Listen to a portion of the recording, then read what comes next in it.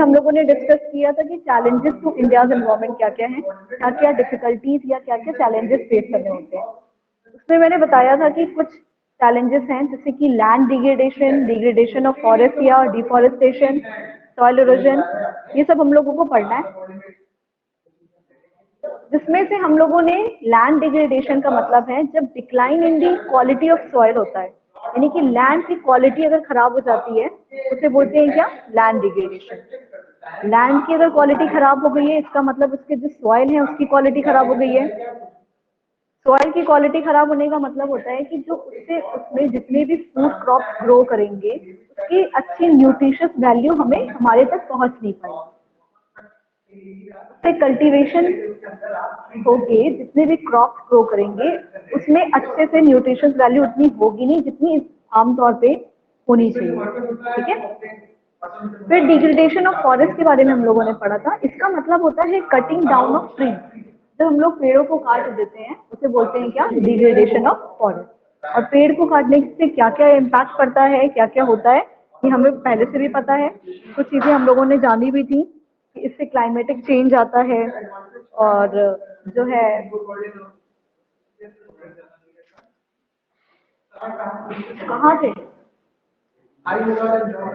इससे climatic change आता है और हमें जो है ऑक्सीजन नहीं मिलेगा, हमें जो है प्रॉपर पेड़ से बहुत सारे एनिमल्स का हैबिटेट चला जाता है, तो बहुत सारी डिफिकल्टीज होती हैं।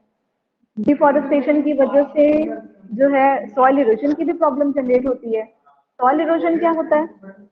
सॉइल इरोजन का मतलब होता है removal of upper layer of fertile soil. जब सॉइल की जो ऊपरी वाली लेयर होती है जिसमें फर्टिलिटी होती है बहुत ज्यादा, जिसकी वजह से ही अच्छे क्रॉप्स वगैरह ग्रो करते हैं, वो हवा की वजह से, विंड की वजह से या वाटर की वजह से, जैसे कि अगर तेज से बहाव आता है पानी का या फ्लड आता है, उसकी वजह से वो जो ऊपर की परत की मिट्टी होती है उसे बहा ले जाता है अपने साथ, है ना। सॉइल की फर्टिलिटी उस मिट्टी के साथ चली जाती है और बह के वो कहाँ चली जाती है, बह के वो किसी रिवर में या ओशन में जाके मिल जाती है जो कि हमारे किसी काम पे नहीं आ पाती है। तो इसे बोलते हैं क्या, सॉइल इरोजन। ये तीनों टॉपिक हम लोगों ने पढ़े थे, इसके क्या डेफिनेशन होते हैं और इसके क्या क्या इम्पैक्ट पड़ते हैं, इसी को आपको ब्रीफली शॉर्ट में समझाना होता है। आज हम लोग स्टार्ट करेंगे बायोडाइवर्सिटी लॉस से, then air pollution. That will be your last topic of this main heading.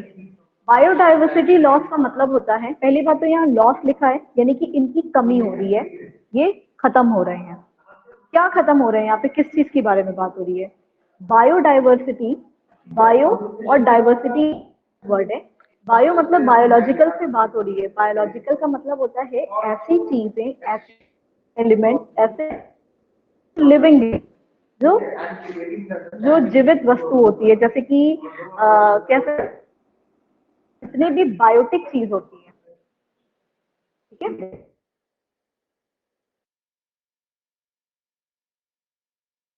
है, आते हैं, इंसेक्ट वगैरह भी होते हैं, वो सारी चीजें मिलके क्या बन जाता है, बायोटिक एलिमेंट्स, बायोलॉजिकल चीज भी कहते हैं। और यहाँ लिखा है डाइवर्सिटी, डाइवर्सिटी वर्ड भी इसमें ऐड है। इसका मतलब है तरीके के प्लांट्स, एनिमल्स हमारे इन्वायरमेंट में हैं, उनके बारे में बात हो रही है। अलग अलग variety of plant and animal के बारे में बात हो रही है जो हमारे आसपास हमारे इन्वायरमेंट में पाए जाते हैं। कैसे उनका लॉस हो रहा है, उनका लॉस कैसे हो रहा है, कोई बता सकता है? बायोडाइवर्सिटी लॉस का मतलब, इस वर्ड से ही हम इसकी मीनिंग निकाल सकते हैं, बताओ।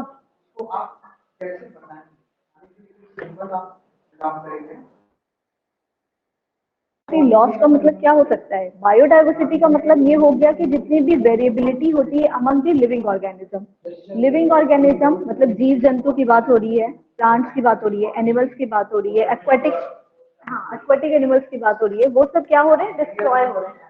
और उनके डिस्ट्रॉय होने में यानी उनके खत्म होने में, उनके बर्बाद होने में रीजन क्या है, मेन वजह क्या है उसकी? पॉल्यूशन है और वेरी गुड, और कटिंग डाउन ऑफ ट्रीज है। क्यों? पेड़ हम दिन डे बाई डे काट रहे हैं, तो पेड़ ही तो बहुत सारे एनिमल्स के लिए क्या होता है, फॉरेस्ट जो है उनका हैबिटेट होता है ना। और एक्वेटिक एनिमल्स कौन होते हैं? फिश वगैरह, जो एनिमल्स वाटर में पाए जाते हैं, पानी में पाए जाते हैं, उन्हें एक्वाटिक एनिमल्स कहते हैं। एक्वाटिक इकोसिस्टम में आप पाए जाते हैं। तो उसमें क्या हो रहा है, हम लोग वाटर पोल्यूशन भी तो कर रहे हैं। डे बाय डे कितना कंट्री में वाटर पोल्यूशन हो रहा है, एयर पोल्यूशन हो रहा है। मरीन एनिमल्स मतलब कि जो समुद्र में पाए जाने वाले जीव जंतु होते हैं उन्हें कहा जाता है।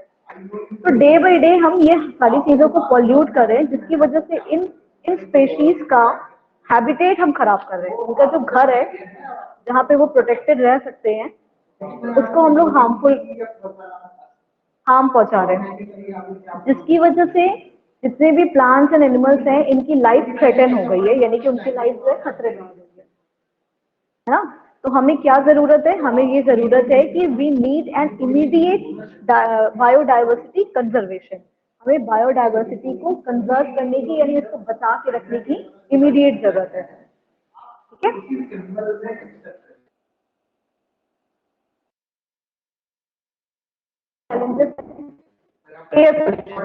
एयर पोल्यूशन क्या होता है?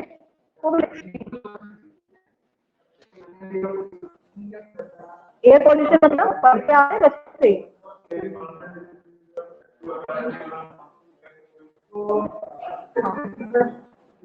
आपकी वॉइस कट जा रही है।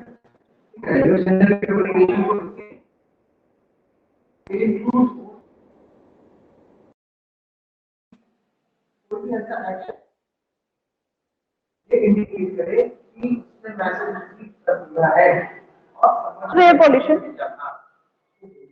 हाँ प्रीति विल यू ट्राई? क्या ma'am? Air pollution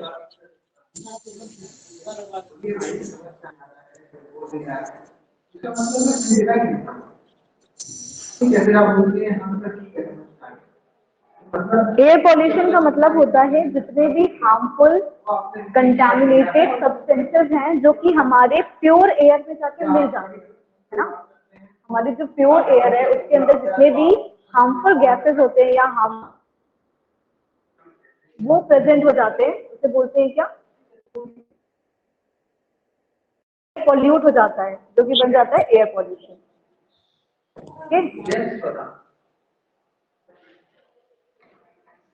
air pollution का मतलब होता है the presence of material in air in such concentration which are harmful to man and the environment, जो कि लोगों के लिए, इंसानों के लिए भी हार्मफुल होता है और साथ साथ जो हमारा पर्यावरण है, हमारा इन्वायरमेंट है, उसके लिए भी हार्मफुल होता है। अगर ऐसे जहरीले डेंजरस गैसेस जो होते हैं, पॉइजनस गैसेस होते हैं, वो जाके हमारे प्योर एयर में जाके मिक्स हो जाते हैं, कंटामिनेट हो जाते हैं, उसको गंदा कर देते हैं, तो उसे बोलते हैं क्या, एयर पॉल्यूशन। ओके, इंडिया में एयर पॉल्यूशन का मेन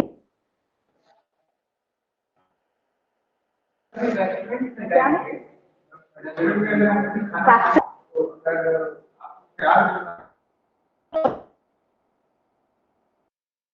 व्हीकल्स ज्यादा है। क्यों व्हीकल्स ज्यादा है? क्योंकि यहाँ पे पॉपुलेशन ज्यादा है, ज्यादा लोग हैं और उनकी वजह से पॉल्यूशन भी। इंडिया में एयर पॉल्यूशन सबसे ज्यादा अर्बन एरिया के पास होता है, और अर्बन एरिया में होने का वजह होता है क्या, व्हीकल्स। यहाँ के व्हीकल पॉपुलेशन के कारण व्हीकल, और व्हीकल के कारण स्मोक ज्यादा निकलता है उससे, और बहुत सारे, क्योंकि इंडिया में जो है, India one of the 10 largest countries में आता है, और उसमें 10 कह सकते हैं one of the 10 most industrialise country भी होती है। इंडिया जो है one of the 10 most industrialise country भी है। इंडस्ट्रियलाइज मतलब इंडिया एक 10 देशों में आता है वर्ल्ड के जिसमें इंडस्ट्रीज सबसे ज्यादा है। इंडस्ट्रीज मतलब यहाँ मैन्युफैक्चरिंग बहुत ज्यादा होता है, यहाँ बड़ी बड़ी इंडस्ट्रीज ज्यादा है। अगर इंडस्ट्री ज्यादा है तो उससे होने वाला पॉल्यूशन भी तो सबसे ज्यादा ही होगा यहाँ पे। अगर इंडिया में इंडस्ट्री ज्यादा है तो यहाँ से होने वाला पॉल्यूशन भी बहुत ज्यादा होगा। The CPCB has identified 17 categories of industries as significantly contributing to pollution. CPCB क्या होता है पता है आपको? CPCB का फुल फॉर्म है the central pollution control board. Central pollution control board जो है उसने आइडेंटिफाई किया है, उसने ये बताया है इंडिया में जितनी भी इंडस्ट्रीज हैं उसको हम 17 कैटेगरीज में अगर डिवाइड करेंगे तो वो 17 कैटेगरीज से सबसे ज्यादा एयर पॉल्यूशन होता है। समझ गए आप? हर इंडस्ट्रीज को अगर हम कैटेगरी वाइज डिवाइड किए, उन्होंने 17 कैटेगरीज ऐसी डिफाइन की हैं जिनकी वजह से सबसे ज्यादा पॉल्यूशन हो रहा है कंट्री के अंदर। ठीक है, बहुत सारी इंडस्ट्रीज हैं जैसे कि थर्मल पावर प्लांट है, उनमें 17 ऐसी categories central pollution control board ने बताई है जिनकी वजह से सबसे ज्यादा एयर पॉल्यूशन होता है। और जो नंबर ऑफ व्हीकल्स है इंडिया में, वो 1951 में तो 3 लाख थे, और अगर वहां से लेके आज तक में यानी कि 2011 तक में कंपेयर करेंगे, ये तो आज का भी नहीं है, ये 11 साल पुराना डेटा है, तो बढ़ के कितना हो गया था व्हीकल कंट्री के अंदर? 14.18 करोड़।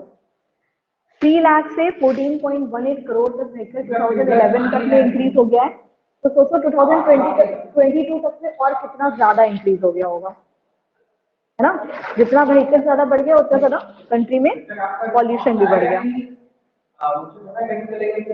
यहाँ तक क्लियर है? Yes, ma'am. Okay. Central pollution control board जो हम लोग वहाँ पढ़े हैं, उसके बारे में अभी आगे हम लोग डिटेल में भी पढ़ेंगे कि क्या होता है, क्या सेंट्रल पॉल्यूशन कंट्रोल बोर्ड किसे कहते हैं। उससे पहले हम लोग कुछ देखते हैं ना कि कुछ वेज क्या है जिसकी वजह से हम पॉल्यूशन को कंट्रोल कर सकते हैं। क्या क्या ऐसे तरीके हैं जिससे हम एयर पॉल्यूशन को कंट्रोल कर रहे हैं, कि कैसे हम जो है एयर को पॉल्यूट होने से रोकें।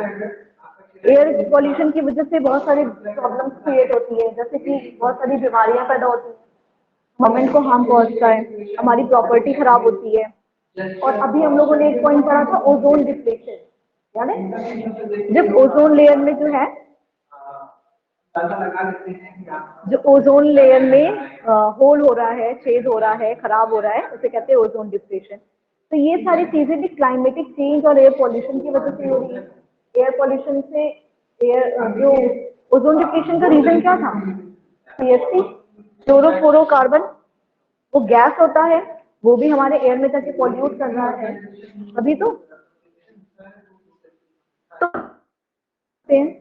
सबसे मेन रीजन था व्हीकल। अगर एयर पॉल्यूशन था तो हम पहला काम ये कर सकते हैं कि हम ये प्रमोट कर सकते हैं कि सब लोग पब्लिक ट्रांसपोर्ट का इस्तेमाल ज्यादा करें। पब्लिक ट्रांसपोर्ट जैसे जो पब्लिक बसेस होती हैं, ऑटो रिक्शा हो गया हो, है ना? हाँ, जैसे कि अगर सब लोग अपने 4 मेंबर निकल रहे हैं काम करने के लिए, चारों अपनी अपनी व्हीकल अलग अलग लेके निकलने सकते हैं, एक ही व्हीकल में चारों लोग निकल जाए, ऐसा भी कर सकते हैं, जिसकी वजह से जो है स्मोक कम निकलेगा, फॉसिल फ्यूल भी कम खत्म होगा, डीजल पेट्रोल कम लगेगा। ठीक है, उसके लिए जरूरी है एक अच्छा इफेक्टिव प्लानिंग और मैनेजमेंट करे, ताकि अगर सब लोग पब्लिक ट्रांसपोर्ट के पास भी आ गया, इतना ट्रांसपोर्ट होना भी चाहिए कि लोगों को डिफिकल्टी ना हो, जिसकी वजह से उनको अपनी व्हीकल निकाल के ना जाना पड़े कहीं पे भी, अगर उनको जाना है ना। प्रमोशन ऑफ, हम सीएनजी गैस का यूज कर सकते हैं पेट्रोल और डीजल से। पेट्रोल और डीजल से जो स्मोक निकलता है वो इन्वायरमेंट को ज्यादा हार्म पहुंचाता है। सीएनजी यानी कंप्रेस्ड नेचुरल गैस से जो स्मोक निकलता है वो उसकी कंपेरेटिवली बहुत कम होता है, बहुत ज्यादा। सीएनजी का यूज कर सकते हैं, इंक्रीज कर सकते हैं instead of petrol. Use of cleaner fuels जैसे कि LPG in household to reduce indoor pollution. Indoor pollution को रिड्यूस करने के लिए हम क्या कर सकते हैं, घर के अंदर हम फायरवुड, लकड़ियां का इस्तेमाल, कोल का जो कोयला होता है उसको जला के खाना ना पका के हम एलपीजी गैस यूज कर सकते हैं, लिक्विफाइड पेट्रोलियम गैस, जिसकी वजह से स्मोक कम निकलेगा उसमें से। और हम अलग अलग टेक्नोलॉजीज यूज कर सकते हैं कि क्या नई नई टेक्निक है जिसकी वजह से हम जितने भी इन्वायरमेंट में होने वाले हार्मफुल गैसेज हैं उसको मिनिमाइज कर सके, उसको कम से कम कर सके। पूरी तरीके से कंट्रोल नहीं कर पाएंगे, लेकिन बहुत हद तक हमें अगर पॉसिबल है तो उसे कंट्रोल करने के लिए न्यू टेक्निक जो है उसकी स्टैंडर्ड्स को चेक करना कि कितने हद तक ये इन्वायरमेंट आ रहा है, उसको आइडेंटिफाई करना, फिर उसको फिल्टर करना, ये सारा काम भी हमें करना चाहिए। सो डैट हम अपने कंट्री में जो है पॉल्यूशन को कंट्रोल कर सकते हैं के लेवल पे भी। तो ये स्टार्टिंग कहाँ से होगा, हमारे सिटीज है, हमारी कंट्री से, ठीक है। में कि पोल्यूशन कंट्रोल बोर्ड, जैसे अभी मैंने बताया था कि पोल्यूशन अगर कंट्री में इतना ज्यादा है, तो गवर्नमेंट ने क्या किया, एक ऐसा बोर्ड, एक ऐसी बॉडी सेटअप की। कौन से ईयर में, 1974। 1974 में गवर्नमेंट ने एक बॉडी सेटअप की है, सेंट्रल पोल्यूशन कंट्रोल बोर्ड। इसका भी एयर पोल्यूशन एंड पोल्यूशन है, इसके बारे में वो पता लगाए और उसको मॉनिटर करे और उसको ठीक करने की कोशिश करे, उसको कम करने की कोशिश करे। सेंट्रल पोल्यूशन कंट्रोल बोर्ड क्या होता है कि जितने भी water pollution, air pollution, land pollution है, उसको पहले वो पता लगाती है, उसके बारे में इंफॉर्मेशन किन किन वजह जाके हम कोशिश करेंगे, किसी भी रीजन होगा तब कैसे इलाज करेंगे उस चीज का। सेंट्रल पॉल्यूशन कंट्रोल बोर्ड कब बनाया गया था, 1974। 1974 में central pollution control board setup किया गया था by the government. Okay, important for your exam, क्योंकि आपको ये 2 मार्क्स में भी पूछा जा सकता है इसकी मीनिंग बताने के लिए, या 5 मार्क्स में पूछा जा सकता है मीनिंग और सेंट्रल पॉल्यूशन कंट्रोल बोर्ड का फंक्शन क्या होता है, इसके मेन काम क्या होते हैं, फंक्शंस क्या होते हैं, क्या फंक्शंस होते हैं इसके। ट्रीज प्लांट करना, सिर्फ ट्रीज प्लांट करना कर सकता है, तो सिर्फ सेंट्रल पॉल्यूशन कंट्रोल बोर्ड का काम क्यों हुआ। पॉल्यूशन कंट्रोल बोर्ड का सबसे पहला काम ये है कि वो आइडेंटिफाई करे, इन्वेस्टिगेट करे, पता लगाए information relating to water, air and land pollution. Water बारे में पहले वो जानकारी इकट्ठा करती है, इंफॉर्मेशन कलेक्ट करती है, इन्वेस्टिगेट करती है कौन से व्हीकल से सबसे ज्यादा स्मोक निकलता है या कौन सी गैसेस हार्मफुल होती है सबसे ज्यादा, ये पता लगाने का काम होता है इनका। उसके बाद ये क्या करेंगे, ये सेंट्रल पॉल्यूशन कंट्रोल बोर्ड यानी पॉल्यूशन कंट्रोल बोर्ड क्या करते हैं, ये प्रोवाइड करते हैं technical assistant to the government in promoting cleanliness of streams and wells. Streams मतलब जैसे जो झील होते हैं, नदियां हो गई, कुआं हो गया, है ना, तालाब हो गया, इन सब में कैसे हम इनको क्लीन कर सकें, कैसे हम इसको साफ सुथरा रख सकते हैं, इसमें ये गवर्नमेंट को अपने तरीके से हेल्प प्रोवाइड करते हैं, टेक्निकल असिस्टेंस प्रोवाइड करते हैं, जरूरी जो इंफॉर्मेशन होता है और मदद होती है वो देते हैं। They also organise a comprehensive mass awareness programme for the same. और किस तरीके से हम इसको आगे भी, अभी तो साफ कर दिया, आगे भी साफ सुथरा रख सके, इसके बारे में लोगों को जागरूकता पहुंचाने का काम है। लोगों को अवेयरनेस होगी तभी तो वो इस बात का ध्यान रखेंगे। अगर किसी को जानकारी नहीं है कि आपके ये काम करने से पोल्यूशन हो रहा है, तो वो कैसे कंट्रोल करेगा, तो उनको बताना पड़ेगा कि आप ये काम मत करिए, ये काम करिए, या इसको दूसरे ढंग से करिए। तो मास अवेयरनेस पहुंचाने का काम भी करता है पॉल्यूशन कंट्रोल बोर्ड, ठीक है। They prepare guidelines relating to treatment and disposal of sewage waste. Sewage waste क्या होता है पता है ना, मैनहोल में जितने वेस्ट डालते हैं हम लोग, है ना, नालियों में, जितने हमारे घर से जो है कूड़ा जाता है, तो जितना भी सीवेज का वेस्ट होता है उसको कहाँ डिस्पोज करना है, उसको कहाँ फेंकना है, आखिरी में वो कहाँ जाएगा, वो नदियों में ना जाए, नदियों का जो साफ पानी है उसको प्योर, उसको इम्प्योर ना कर दे। तो उसके लिए भी गाइडलाइंस प्रोवाइड करते हैं पॉल्यूशन कंट्रोल, ठीक है, वाटर पॉल्यूशन को कंट्रोल करने के लिए। They assess the air quality as well. Water के साथ साथ वो एयर क्वालिटी को भी चेक करते हैं, क्वालिटी ऑफ वाटर भी, क्वालिटी ऑफ एयर भी, यानी कि हवा में कितने ज्यादा व्हीकल की वजह से, अगर आपकी गाड़ी जो है बहुत पुरानी हो जाती है, 10 साल से ज्यादा पुरानी हो गई है, तो उसमें स्मोक ज्यादा निकलता है ना, तो उसका जो इंजन डैमेज हो गया है तो उसको चेंज कराओ, वो आपको बताएंगे कि आपके आपके व्हीकल से कितना ज्यादा पॉल्यूशन हो रहा है, इसको कंट्रोल करने के लिए बोलेंगे, ठीक है। They monitor the quality of water in around 125 rivers, wells, canals, etc.